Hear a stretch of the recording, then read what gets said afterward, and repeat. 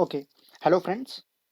सो हमने last class में देखा था एग्जाम का पैटर्न क्या होने वाला है। ठीक है। तो हमने देखा था वहां पर कि अकाउंटिंग फॉर पार्टनरशिप का सबसे ज्यादा वेटेज है एग्जाम में। ठीक है। Which comes to around 30 marks.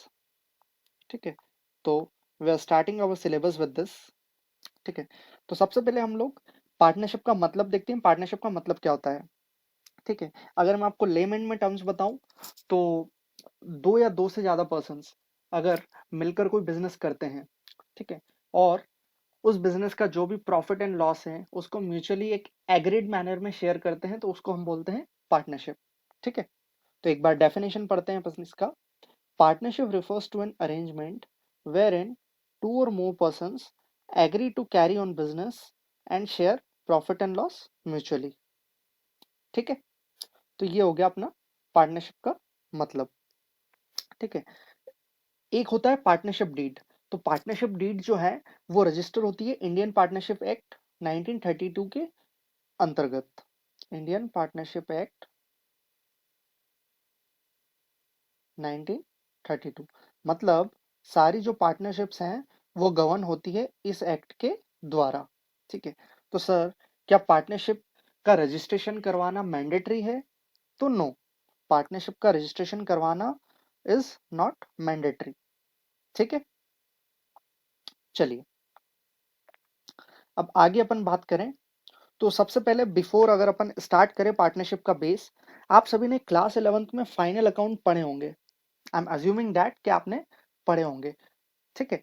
तो वहां पर आप बनाते थे फाइनल अकाउंट्स में ट्रेडिंग अकाउंट हो गया, ठीक है, P&L अकाउंट हो गया, और फिर उसके बाद क्या बनाते थे आप? Balance sheet. ठीक है। तो पार्टनरशिप का जो रोल होगा वो कहाँ से स्टार्ट होगा? After P&L account.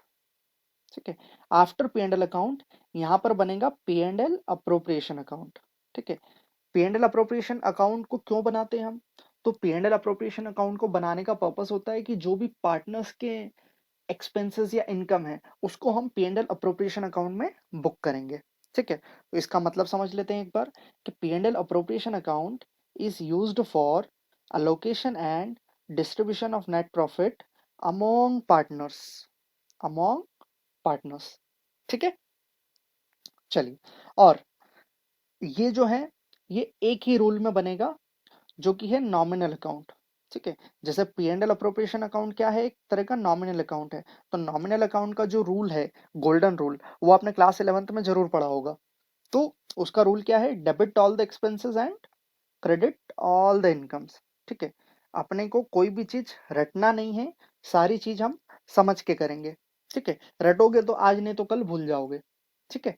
तो चलिए, अब इसका हम एक बार फॉर्मेट देखते हैं। P&L अप्रोप्रिएशन अकाउंट का फॉर्मेट किस तरह से होने वाला है। ठीक है। तो चलिए, मैंने आपको क्या बताया था अभी कि P&L appropriation account P&L account बनने के बाद बनता है। ठीक है। तो अब जैसे यहाँ पर अपन ने नेट प्रॉफिट आया, तो नेट प्रॉफिट क्या है? अपनी इनकम है। तो वो P&L अप्रोप्रिएशन अकाउंट में कहाँ पर आएगा? क्रेडिट साइड में। क्यों आएगा क्रेडिट साइड में? अभी अपन ने एक रूल पढ़ा है। क्या पढ़ा है? Credit all the incomes. ठीक है। तो ये उस लॉजिक से जो आपका प्रॉफिट है वो यहाँ पर आ गया। ठीक है। उसके बाद सर इसमें और क्या चीजें आएगी? तो इसमें एक आएगा, चलिए एक बार क्रेडिट साइड पूरी कवर कर लेते हैं। Bye interest on partners drawing. ठीक है। तो जो भी पार्टनर ड्रॉ करते हैं फर्म से, तो पार्टनर्स को उसके ऊपर एक इंटरेस्ट देना पड़ता है, नॉमिनल इंटरेस्ट। ठीक है।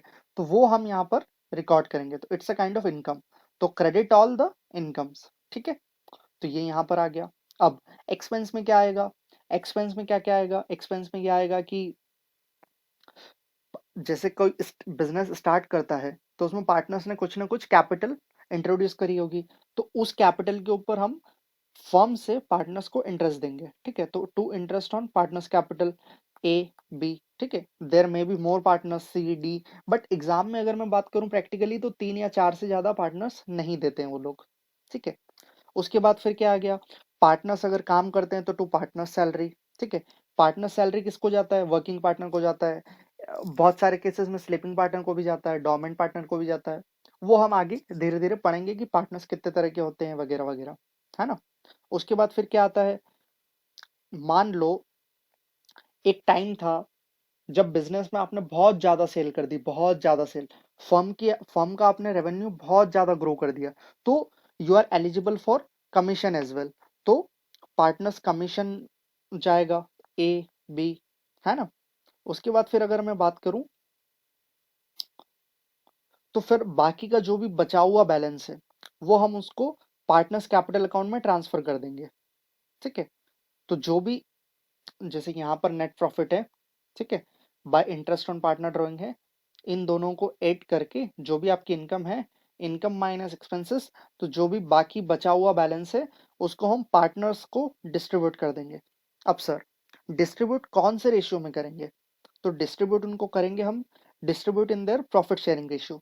ये आपको क्वेश्चन में मेंशन किया हुआ रहेगा कि आपका पार्टनर्स का प्रॉफिट शेयरिंग रेशियो क्या रहने वाला है। ठीक है। अब कुछ नोट्स हैं इसमें जो कि आपको ध्यान में रखना है। जैसे बिफोर मेकिंग पेंडल अप्रोप्रिएशन, है ना, पेंडल अप्रोप्रिएशन अकाउंट को बनाने के पहले आपको पेंडल अकाउंट की सारी एडजस्टमेंट करनी कंपलसरी है।